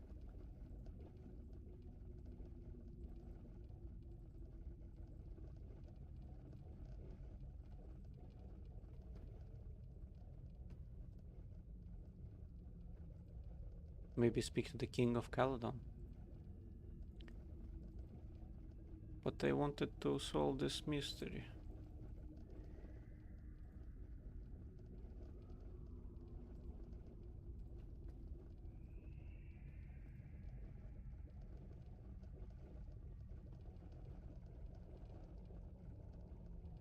Okay, let's see if maybe our favorite police gnome knows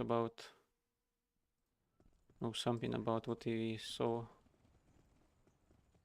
in that hotel room. It seemed like he already knew, like the character I'm playing already knew what was there though. So that was kind of strange, because I could ask him about that name.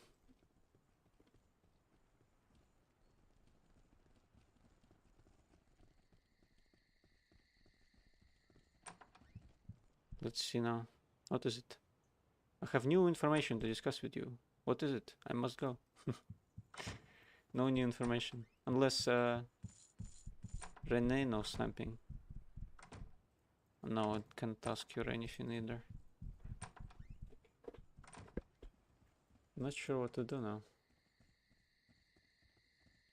Find the demonologist. But where? Let's save, just in case.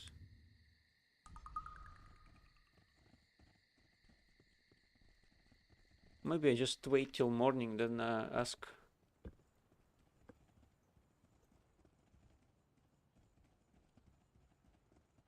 Oh, wait.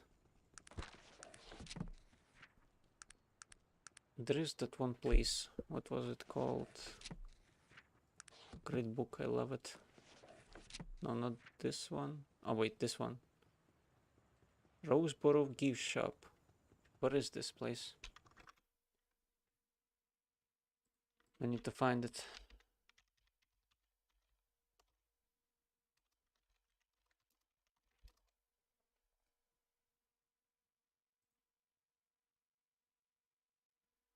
There's a town of Roseboro. Where is it located?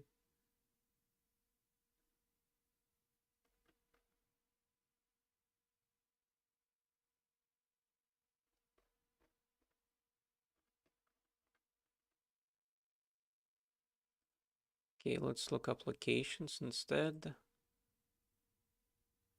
Does it show where Roseboro is? Maybe I could ask her where it is. The wife of the deceased man, whose grave I opened illegally. I'm sure she will be cooperative.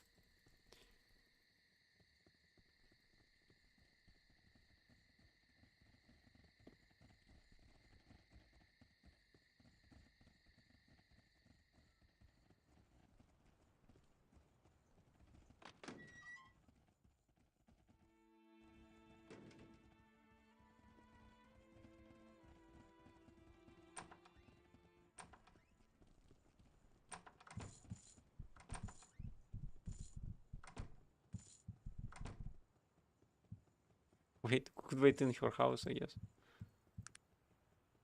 Till morning.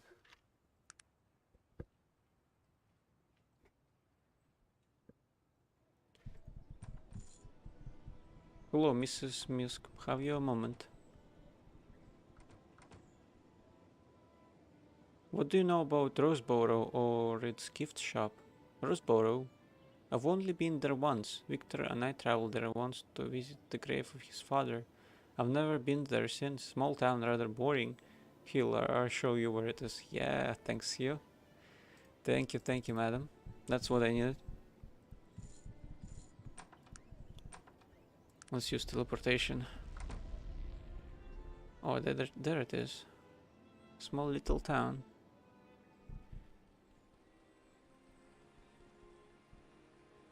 Now what do we have in Roseboro?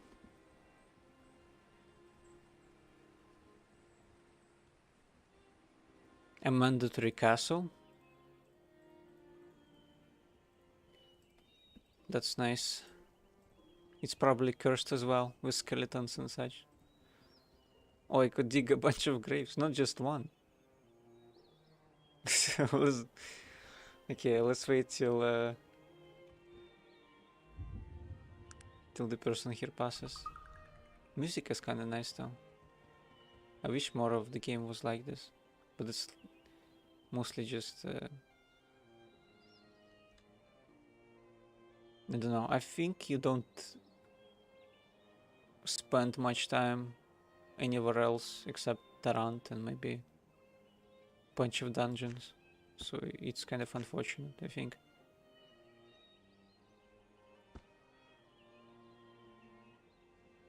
Let's get rid of hasten.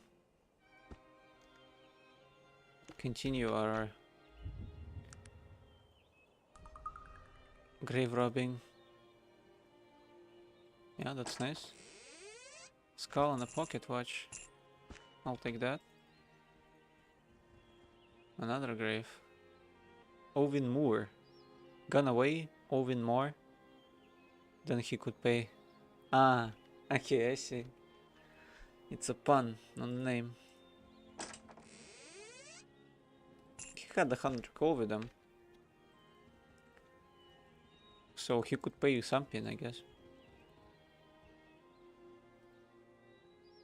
Philip Mesk. That's probably what I need. Ah, there we go. It's an N.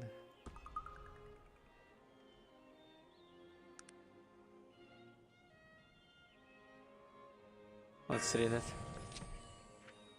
A dedicated this to my dearest Raven, I would gladly face again those horrors and 1,000 others for only another moment with you. Oh, dearest reader, it is only with the greatest fear and trepidation that I share this harrowing tale with you today. Even here, safe within the confines of my own home, I am still overcome with dread and thought of what I am about to tell you, and what it might mean for me to, or those close to me. And yet I feel compelled to do so. And the great muse guides my pen to this paper, and the words flow forth. Oh my God! And yet I feel compelled to do so, and the great muse guides my pen to this paper. That's how it should be read. And the words flow forth from the darkest region of my heart and mind, where they have stayed well hidden until this very evening. I beg of you, give ear to my confession, and if it please you, take this tale from me and return only your belief and trust that what you are about to hear is only and nothing but the truth. My name is Renford A. Trevilliger, born of the outlying regions of Ashbury, not far from the lair of Bellerogrim, where they found bones of the great dragon. My childhood was a bright one, full of happiness and light, and my parents gave to me all that a child might need. I was schooled both practically and excellently, and when my 18th year came round, I was accepted into Tarrant University and ultimately found my way into the Tarantian Zoological Society. Archaeology was first love, but my first assignment with the society was with the cultural anthropology department. It was somewhat of a farce, actually, but the society had been given an enormous grant by one of Tehran's leading philanthropists for a very specific purpose. That purpose was to confirm the existence of the Dark Elves. Every man, woman, and child in Arcanum has been raised on ghost stories, on bedtime tales of those strange people known only as the Dark Elves. Can't you just ask the usual elves? Why not? They would tell you that the Dark Elves are probably real.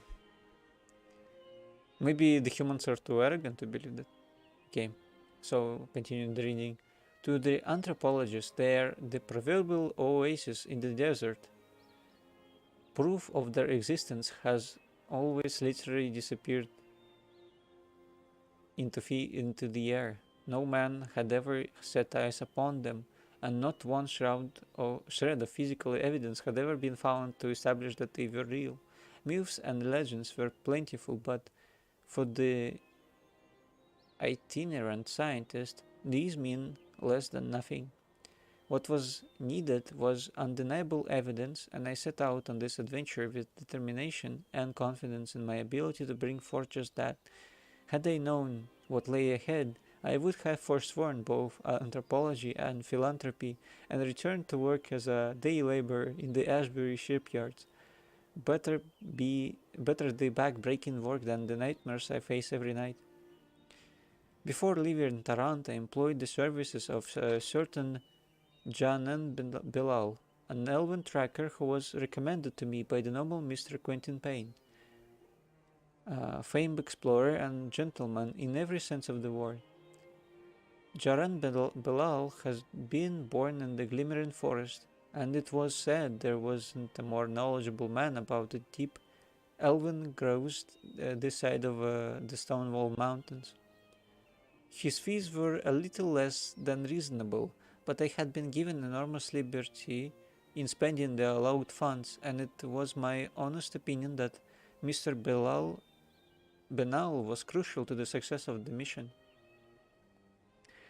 I couldn't have been more correct. Within weeks, we were well within the deepest and yet uncharted regions of the Western Glimmering, and never once did the unflappable Mr. Bilal look to his compass or consult a map. Occasionally he would stand for a moment within a clearing or beneath a great tree, head cocked, eyes closed, but aside from these infrequent moments of meditation, it was all we could do to keep up with them.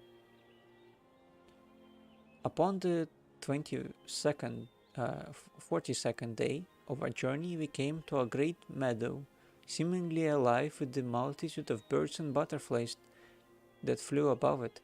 Crossing this fragrant and lively field was the one of the most vivid moments I had ever experienced on the journey so far, and I was so enthralled by the scene around me that I almost missed the spectacular vision given to the eyes of mortal man. Quintara, the great elven tree city, lay within the towering trees at the end of the clearing, hanging like a cut jewel in the crown of a king. The mother tree, almost 400 feet tall, housed the intricately carved Hall of Truth, which shone white and smooth in the noonday sun. Impossibly thin walkways move in and out of the boughs of the great tree, not taking away from its natural beauty, but adding to it, as if the city were merely a convenient and beautiful tangle of leaves and branches, tattooed with the flowing runes and symbols in the ancient elven town. And among these, the graceful and leafy forms of the elves, singing their beautiful songs and looking down upon the ragtag group of men with curiosity and amusement. Of Quintara I can say only this. The month I spent there was the best of my entire life. I learned much less about the Dark Elves than I would have liked, almost nothing at all really, but the moments I spent there were strange and wonderful and breathtaking, and I will not do them a disservice by attempting to put them into words.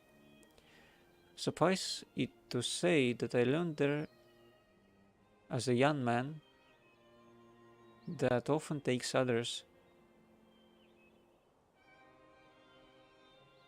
a lifetime, and to my teacher I give heartfelt thanks and the warmest greetings.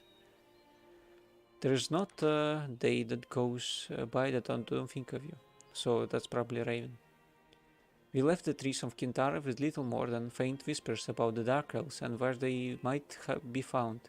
The elves of Quintara were very reluctant to speak of them, and they begged us to forget such foolishness and go home to Tarant.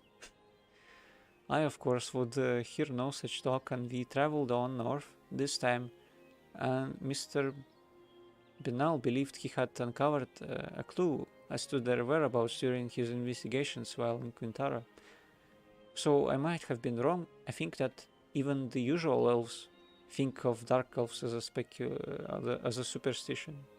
I think that's possible. And he had discovered the name, Tsenang, the home of the dark elves. We traveled for 17 more days, exhausting our supplies and sending most of the party back to Tarant. The forest had become thicker and more brambly, and it seemed that many of the trees were adorned with thorns, some more than a foot long. Another week, and it was only Mr. Benal and myself, and we had agreed to return before the first of the month if we failed to find any further evidence of the Dark Elf's existence. That gave us 6 days to find Senang, and we were pressed on despite our anxiety and fatigue. On the day before we had planned to return, the weather took a vicious turn. From out of the north came dark thunder heads, and lightning flew down from the sky like barbed lances of white fire. It began to rain, and we found an uneasy shelter beneath the massive roots of one of the great trees, which seemed poised over us like a giant and grotesquely gnarled hand. I was shivering, and not altogether from the cold and rain. Weird shadows played against the trunks of trees as the storm thickened and the lightning became more frequent. Thunder tore the sky above our heads. I looked at Mr. Benal, and for the first time since we left Tarant I saw fear reflected in his eyes. I can't say when I first became aware of them, but one moment while looking out through the rain, I began to notice shadows that stayed even after the lightning had subsided. Those shadows became phantoms, the phantoms something worse. They were stock still, tall and wiry, ghostly faces, the color of ivory without of the blackest night. Their hair hung in limp strands against their foreheads and cheeks, and they stood unblinking, oblivious to the storm and its ragings. Banal screamed something to my right, and then was pulled bodily from our shelter to the roots above. He screamed once more and then was silent, and never heard from nor saw him. Oh my god. Again. I ran headlong past the elves in front of me, swinging blindly to clear a path. I was mad with fear, and my feet carried me deeper into the forest. I thought I heard dark and twisted laughter above and behind me, and shadowy figures darted among the trees of my left and right. Thorns tore at my arms and legs, and I stumbled among the stones and the underbrush, screaming incoherently. More than once, great elven arrows sunk into the trees around me, grazing my skin as they flew by. They were playing with me, enjoying the hunt, waiting for the right moment. My head was light from exhaustion and blood loss, and I fell to my knees, gasping for air. When I looked up, I saw it. There, in the trees above me, were Senang, the home of the Dark Elves, and like Kintara, Senang was an abomination, slouched in the branches like a great beast waiting for its prey. There were sputtering fires all along its battlements, and great spikes protruding from every surface like dagger spines. And I saw robed figures, gaunt and terrible, lined along its walkways and looking down upon me, beckoning, it seemed, for me to join them. I screamed again, and the figures seemed to raise their voices in unison. A terrible call without sounding or meaning, but I heard them nonetheless. They were cursing me, they were welcoming me. In moments I was surrounded again by my pursuers, though the downpour I saw them unsheathe daggers, their ghostly smiles floating towards me as the thunder roared above. I closed my eyes, praying to whatever god would hear me. There was nothing else I could do. And then from above, arrows were flying from behind me and above me. In moments I was encircled completely with the half-buried shafts of the thickest hunting arrows, and the dark elves around me whirled to and fro in confusion. One pulled his bow from his back and notched an arrow in one flowing movement, but was shot through the heart before he had raised it past his shoulder. He fell silently, unbelieving. The others looked at me for a moment, the purest hatred harbored in their eyes, and then disappeared into the night, hands conspicuously at their sides. Amazed and spent, I fainted. I awoke days later, many miles from the northern reaches of the Glimmering. I was alone, but my wounds had been treated and my supplies had been replenished. I was back in Tarant not 2 weeks later. I never met my rescuers, but I can guess who they were and where they were from, and I thank them if they are reading this. Without their aid, I surely would have died there in the shadows of Senang. So, the elves? And so, dear friend, again I beg of you to believe these words and the man who has told them to you. I do so only to share this burden with others, to gain comfort among those of my kind. At the very least, let these words stand as a warning to you. Often, evil is a tangible thing, and sometimes it is a people and a place. Such are the Dark Elves, and such is the hell that is called their home.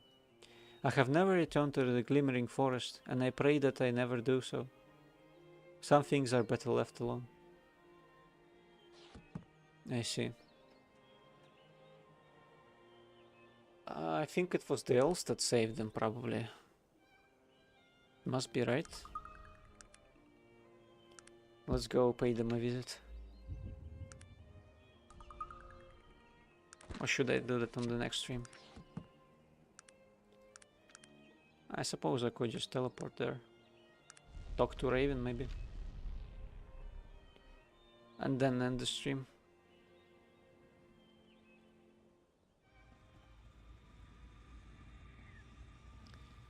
Let me pass.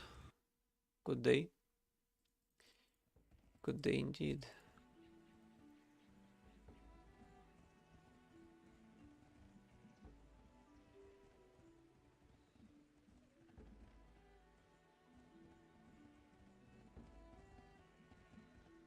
Ah, it's wonderful to see you again. Farewell. I need to save first. Ah, it's wonderful to see you again. Hello, Raven. Do you have a moment to speak? Certainly. How can I help you? Oh, I cannot talk to her about it. What? Of course. What did you want, Mingar? How so?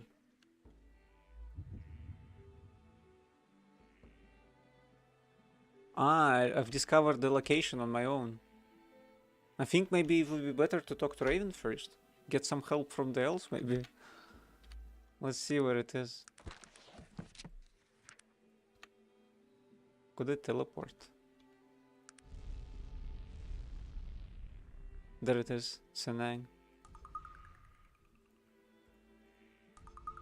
You are unable to teleport to this location. Something is blocking you. Oh, I must travel then.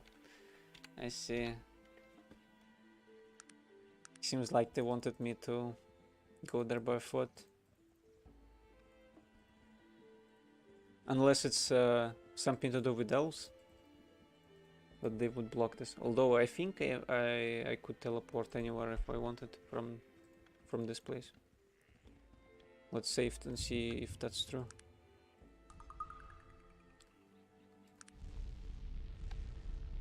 Welcome, Zake. Yeah, it's something to do with Sinan. Okay then, thanks for watching if you're watching live or maybe watching a VOD. It's been fun streaming this, especially now that story kind of unfolds and gets a bit more, how should I say it, has some kind of a momentum at least. I'll be streaming this tomorrow as well if you want to check it out. It'll be kind of cool. And that's pretty much it. Have a great day and take care.